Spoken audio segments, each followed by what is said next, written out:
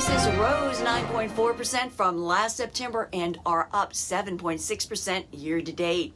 It's Friday the 13th, October 2023, and this is the Eastern Shore Report.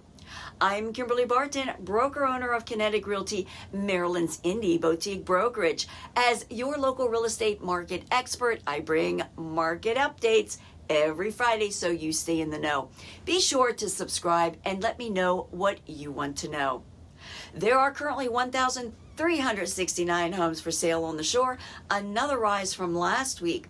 98 properties are coming soon for sale. 188 came to the market since last week. 75 went under contract. 65 moved to pending.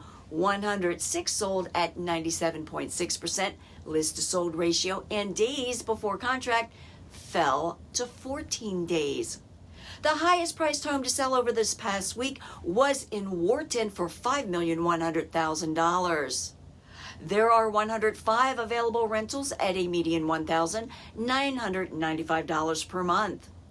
And that's a wrap for this week's Maryland Eastern Shore Report for Friday the 13th, October 2023. Thanks so much for tuning in. Be safe and have a super weekend. See you next week.